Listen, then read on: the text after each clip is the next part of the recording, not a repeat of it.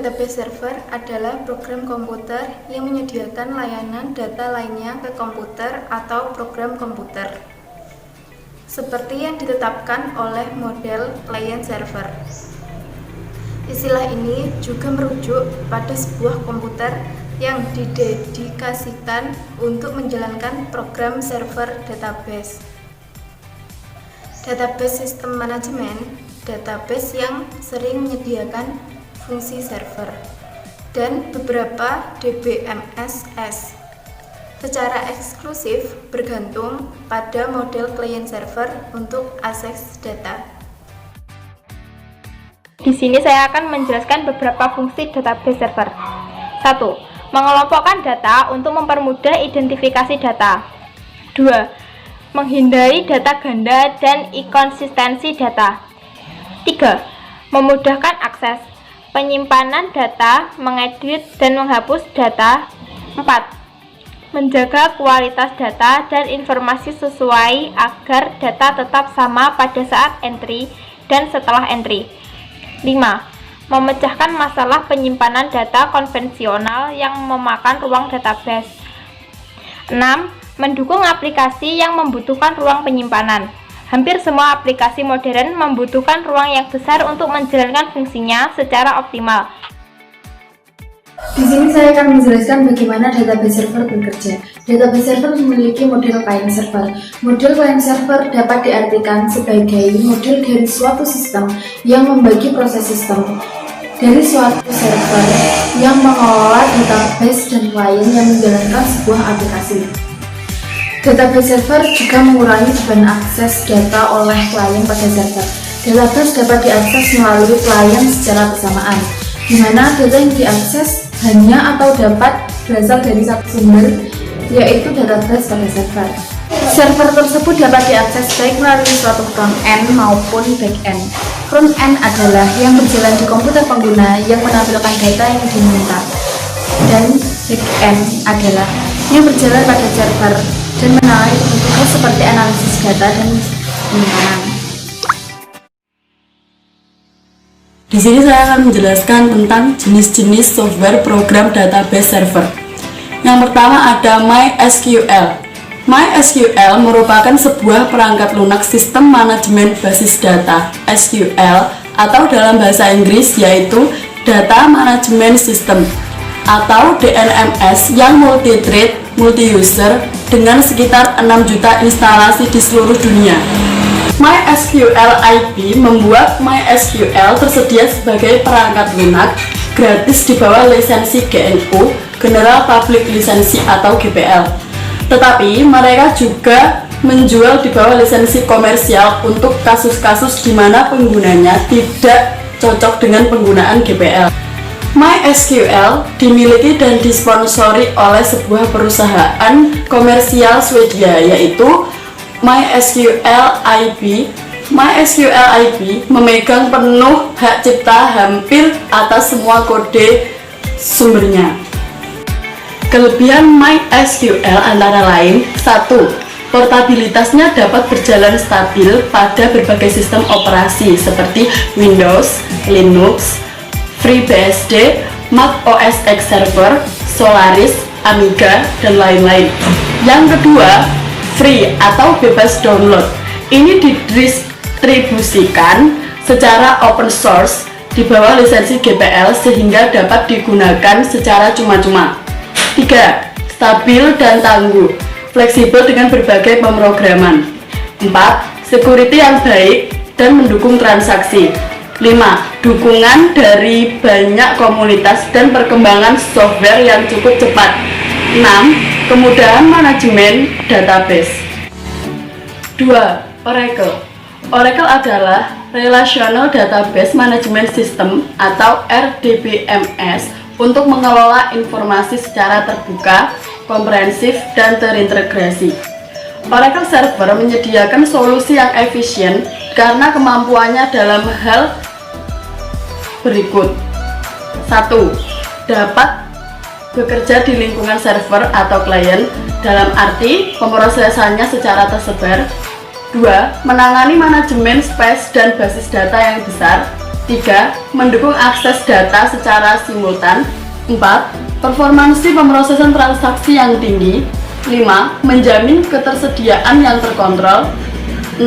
Lingkungan yang teraplikasi. Selanjutnya adalah kelebihan Oracle, yaitu 1. Software DBMS yang handal dan memiliki kemampuan yang tinggi. 2. Dapat menangani jumlah data dalam ukuran yang besar dan bisa berjalan pada lebih dari satu platform sistem operasi. 3. Mengolah data dalam ukuran besar dengan cepat sehingga didapatkan informasi yang akurat sesuai permintaan pengguna atau user. 4. Memiliki kemampuan fleksibilitas dan skalabilitas yang dapat memenuhi tuntutan akan data dan informasi yang bervolume besar dan terus-menerus bertambah besar. 5. Kemampuan untuk memanajemen user dan tiap user bisa mengatur hak akses pada suatu database oleh database administrator. Berikutnya adalah kekurangan Oracle. 1. Software DBMS yang paling mahal, rumit, dan sulit untuk dipelajari. Yang kedua, membutuhkan spesifikasi hardware yang tinggi untuk dapat menjalankan software DBMS Oracle supaya bisa berjalan dengan stabil. 3. Hanya untuk perusahaan berukuran besar, jadi tidak cocok untuk perusahaan kecil atau menengah. 4. Data yang bertambah ukuran akan mengalami kelambatan proses, jadi harus ada database manajemen. 5. Harga sangat mahal untuk sebuah database dan penggunaan Oracle sangat memakan biaya mulai dari device sampai diperlukannya DBA yang handal. Saya akan menjelaskan tentang Firebird. Firebird adalah salah satu aplikasi relation database management system yang bersifat open source. Awalnya adalah perusahaan Borland yang sekitar tahun 2000 mengeluarkan versi beta dari aplikasi database-nya, Interbase 6.0 dengan sifat open source. Beberapa kemampuan dari open source DBMS ini antara lain Firebird support dengan transaksi layaknya database komersial lainnya. Sebuah transaksi bisa di-commit atau di-rollback dengan mudah. Bahkan, Firebird support dengan save point pada suatu transaksi dan kita bisa melakukan rollback kembali ke save point yang kita tentukan tadi. Ini mirip seperti fasilitas pada Orange. Firebird menggunakan sintaks standar. Untuk menciptakan suatu 4K, Firebird support row level log, serta default Firebird menggunakan apa yang disebut dengan multi-version concurrency system. Microsoft SQL Server 2020 adalah perangkat lunak relation database management system yang didesain untuk melakukan proses manipulasi database berukuran besar dengan berbagai fasilitas. Microsoft SQL Server 2000 merupakan produk andalan Microsoft untuk database server. Jenis software program database server yang berikutnya adalah Database Jigsaw Paradox, PostgreSQL, dan Microsoft Access. Database Jigsaw Paradox merupakan suatu program add-ins, yaitu program terpisah yang langsung terdapat pada Borland DLP. Pada database desktop terdapat beberapa DBMS yang terintegrasi di dalamnya antara lain Paradox 7, Paradox 4, Visual DBase, Foxflow, Microsoft SQL, Oracle, Microsoft Access, DB2, dan Interbase. Paradox 7 ini pada satu file database hanya mengizinkan satu tabel, berbeda dengan DBMS lainnya yang mengizinkan beberapa tabel pada satu file database, seperti pada Microsoft Access. Selanjutnya, PostgreSQL. PostgreSQL merupakan tool untuk membuat database server yang bersifat open source yang memiliki lisensi GPL. PostgreSQL mendukung beberapa bahasa pemrograman seperti SQL, C++, Java, dan PHP. Dengan lisensi GPL, PostgreSQL dapat digunakan, dimodifikasi, dan didistribusikan oleh setiap orang tanpa harus membayar lisensi, baik untuk keperluan pribadi, pendidikan, maupun komersial. Kebanyakan PostgreSQL tersedia untuk pengguna Linux. Selanjutnya, Microsoft Access. Microsoft Access adalah sebuah program aplikasi basis data komputer rasional yang ditujukan untuk kalangan rumahan dan perusahaan kecil hingga menengah. Aplikasi ini menggunakan mesin basis data Microsoft Jet Database Engine dan juga menggunakan tampilan grafis yang intuitif sehingga memudahkan pengguna.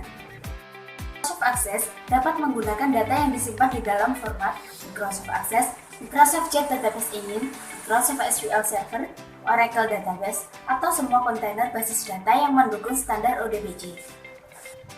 Programnya juga dapat mengembangkan perangkat lunak aplikasi yang sederhana ataupun kompleks.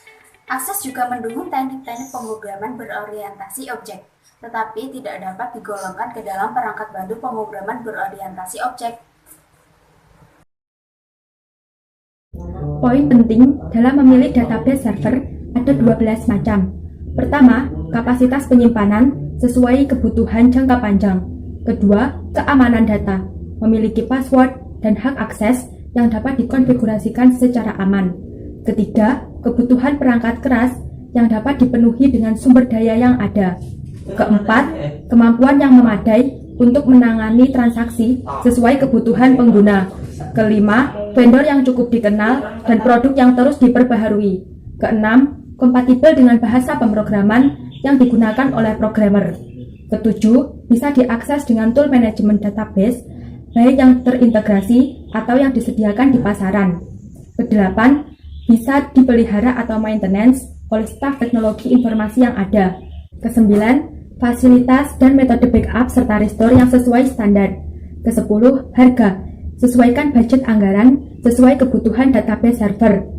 Yang penting, jangan kurang dalam hal spesifikasi hardware dan kemampuan database server.